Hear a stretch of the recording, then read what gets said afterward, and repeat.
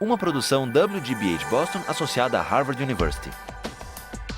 Qual a coisa certa a fazer?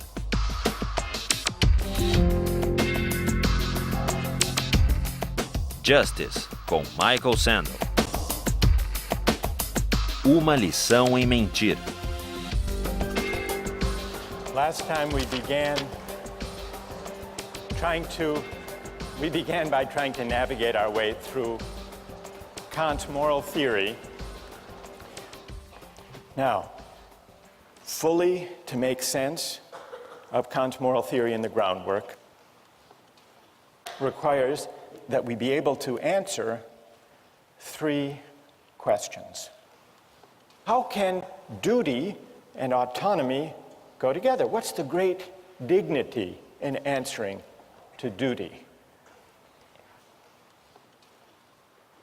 It would seem that these two ideas are opposed, duty and autonomy. What's Kant's answer to that? Need someone here to speak up on Kant's behalf. Does he have an answer?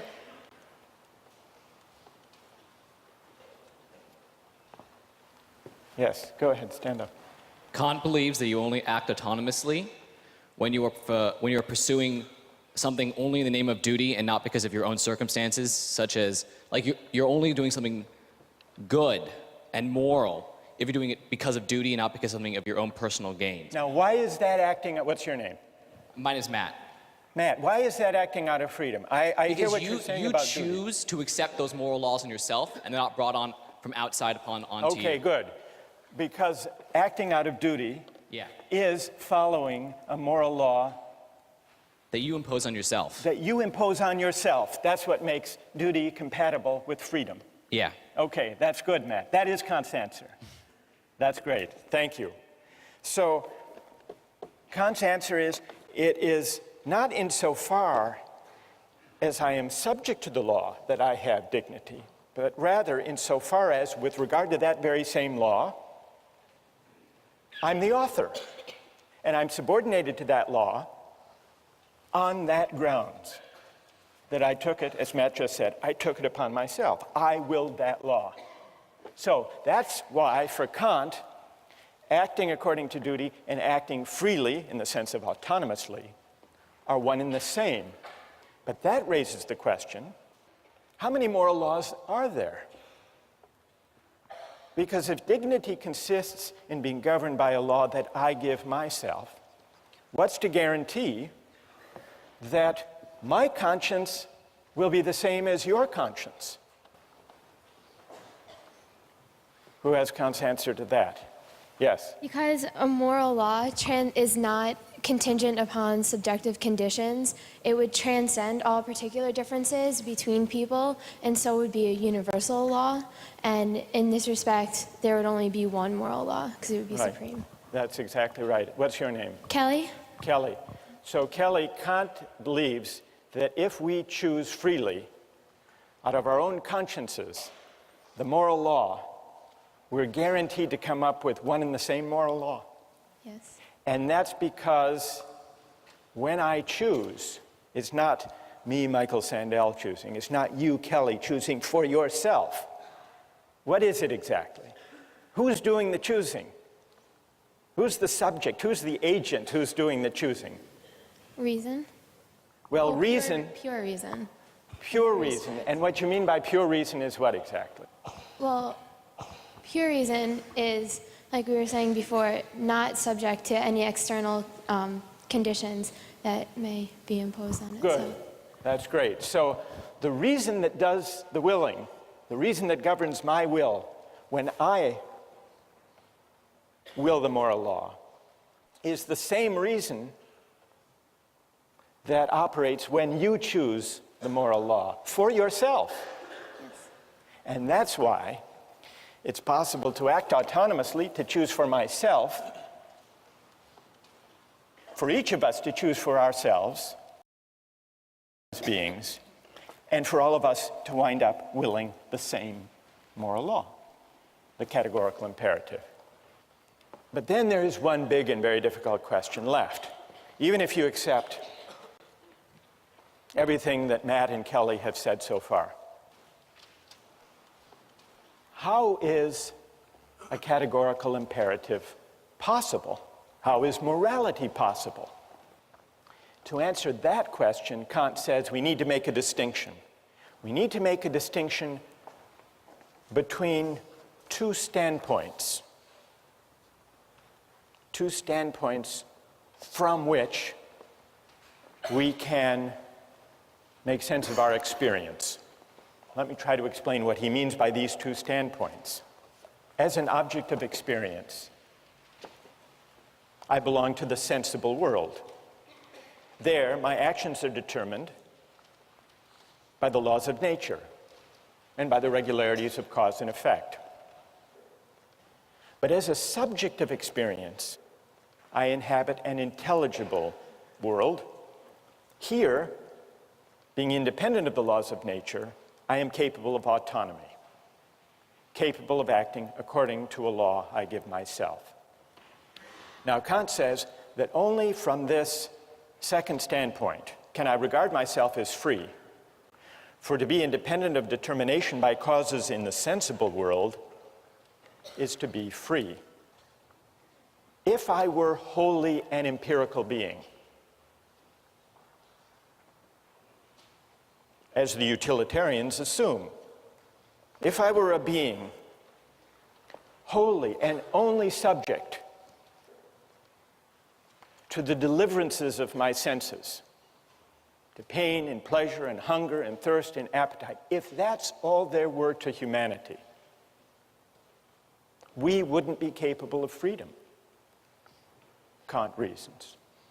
Because in that case, every exercise of will would be conditioned by the desire for some object. In that case, all choice would be heteronymous choice, governed by the pursuit of some external end. When we think of ourselves as free, Kant writes, we transfer ourselves into the intelligible world as members and recognize the autonomy of the will.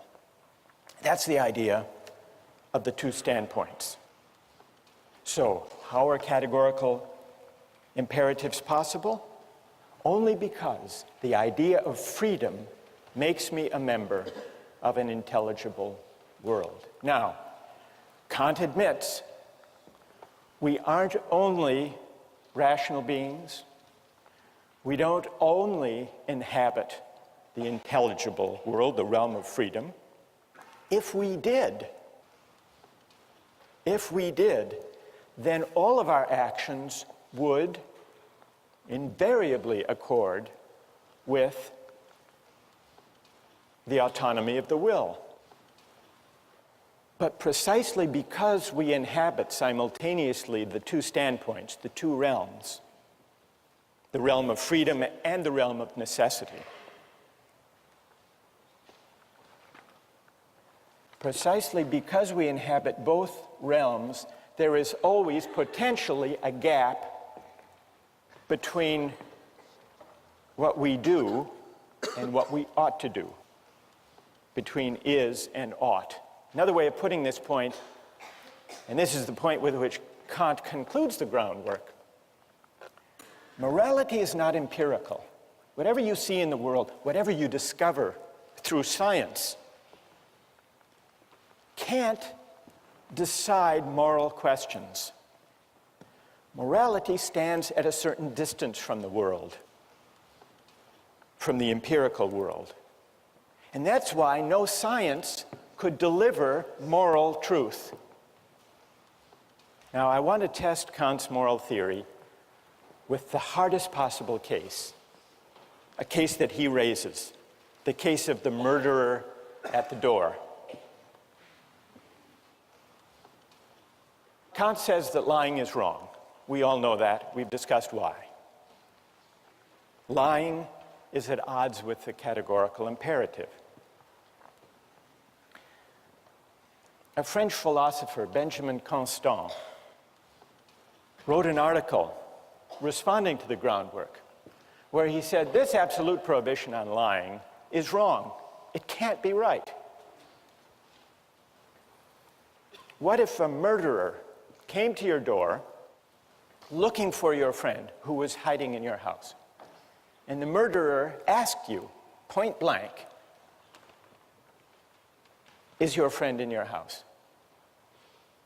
Constant says it would be crazy to say that the moral thing to do in that case is to tell the truth. Constant says the murderer certainly doesn't deserve the truth. And Kant wrote a reply. And Kant stuck by his principle that lying even to the murderer at the door is wrong. And the reason it's wrong, he said, is once you start taking consequences into account to carve out exceptions to the categorical imperative, you've given up the whole moral framework. You've become a consequentialist, or maybe a rule utilitarian.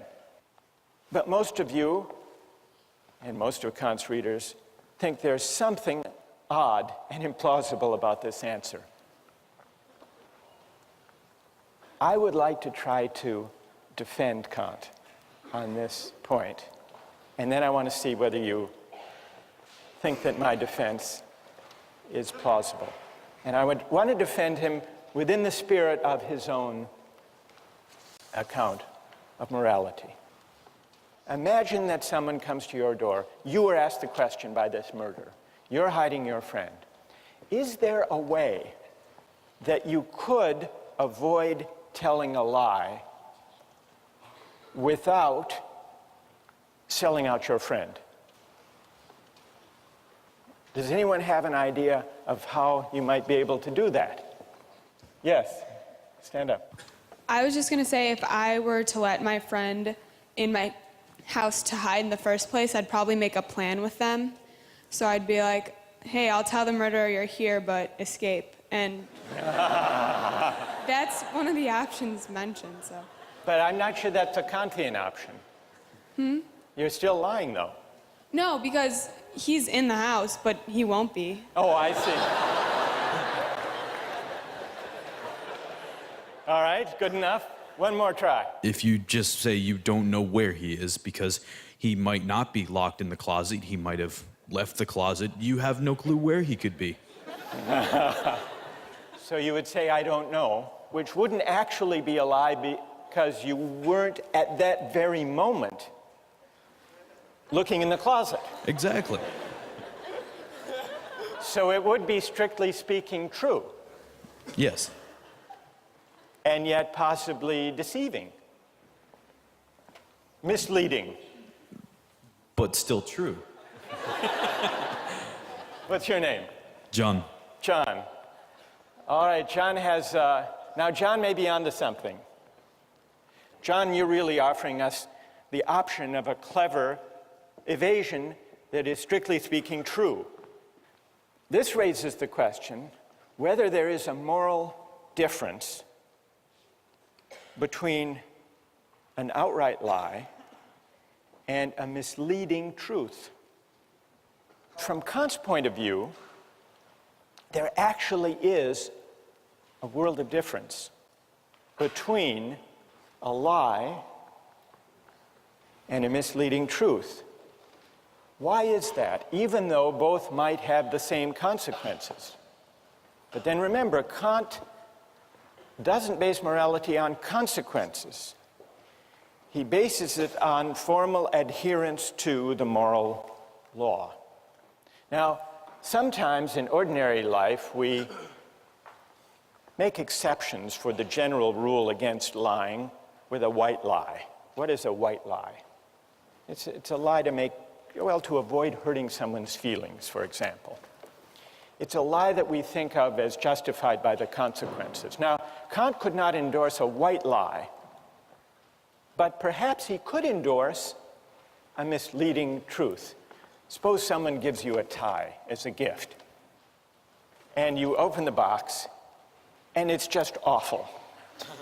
What do you say? Thank you. You could say thank you.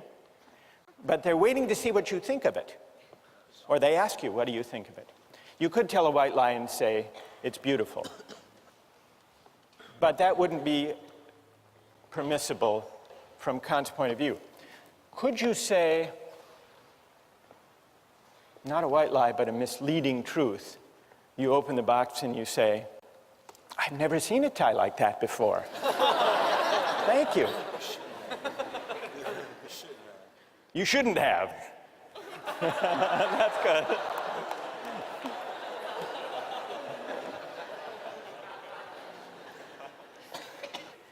Can you think of a contemporary political leader who engaged?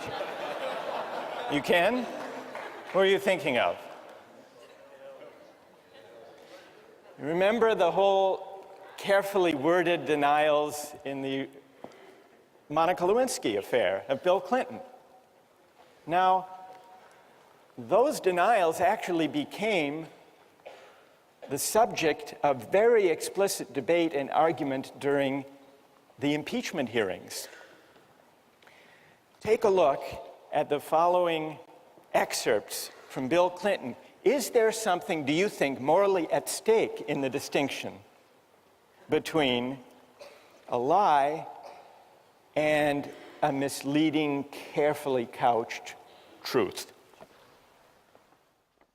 I want to say one thing to the American people. I want you to listen to me. I'm going to say this again. I did not have sexual relations with that woman, Miss Lewinsky. I never told anybody to lie, not a single time, never. These allegations are false.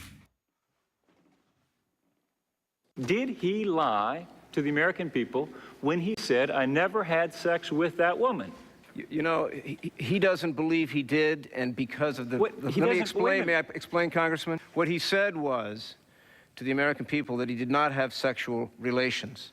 And I understand you're not going to like this, Congressman, because you will see it as a hair-splitting, evasive answer. But in his own mind, his definition was not... Okay, I understand that argument. Okay. All right. So there you have the exchange.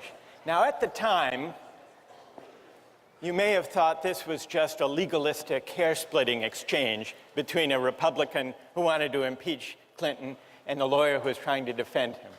But now, in the light of Kant, do you think there is something morally at stake in the distinction between a lie and an evasion, a true but misleading statement? I'd like to hear from defenders of Kant, people who think there is a distinction. Are you ready to defend Kant? Well, I think when you try to say that lying and misleading truths are the same thing, you're basing it on a consequentialist argument, which is that they achieve the same thing. But the fact of the matter is, you told the truth, and you intended that people would believe what you were saying, which was the truth, which means it is not morally the same as telling a lie and intending that they believe it is the truth, even though it's not true. Good. What's your name? Diana. So Diana says that Kant has a point here. And it's a point that might even come to the aid of Bill Clinton. And that is, well, what about that? Someone over here. For Kant, motivation is key. So if you give to someone because primarily you want to feel good about yourself, Kant would say that has no moral worth. Well, with this, the motivation is the same. It's to sort of mislead someone, it's to lie, it's to sort of throw them off the track, and the motivation is the same. So there should be no difference. Okay, good. So here, isn't the motive the same, Diana? What do you say to this argument that, well, the motive is the same? In both cases, there is the attempt, or at least the hope, that one's pursuer will be misled. Well, you could look at it that way, but I think that the fact is that your immediate motive is that they should believe you. The ultimate consequence of that is that they might be deceived and not find out what was going on. But your immediate motive is that they should believe you because you're telling the truth. May I help a little? Why don't you say, and what's your name? I'm sorry. Wes. Why don't you say to Wesley, it's not exactly the case that the motive in both cases is to mislead. They're hoping that the person will be misled by the statement, I don't know where they are, or I never had sexual relations. You're hoping that they will be misled, but in the case where you're telling the truth, your motive is to mislead while at the same time telling the truth and honoring the moral law and staying within the bounds of the categorical imperative. I think Kant's answer would be, Diana, yes? Yes. You like that? I do. Okay, so I think Kant's answer would be, unlike a falsehood, unlike a lie, a misleading truth pays a certain homage to duty. And the homage it pays to duty is what justifies that even the work of evasion. Diana, yes? You like? Okay.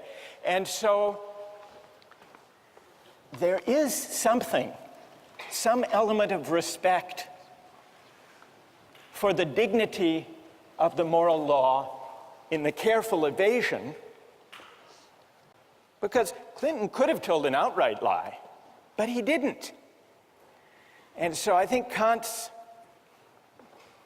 insight here is in the carefully couched but true evasion.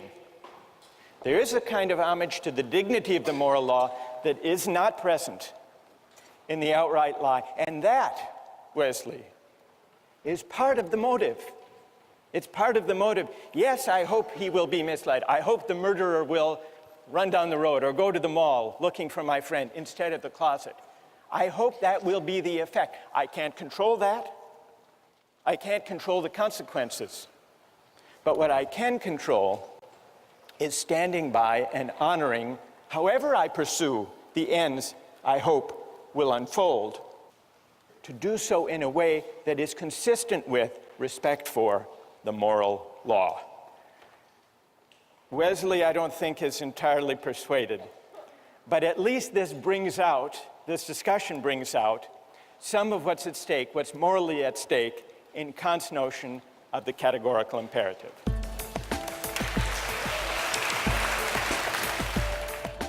As long as any effort is involved, I would say that the contract is valid and it should take effect. But why? What morally can you point to? For example, two people agree to be married, and one suddenly calls the other in 2 minutes say, "I changed my mind." Does the contract have obligation on both sides? Well, I'm tempted to say no. Fine.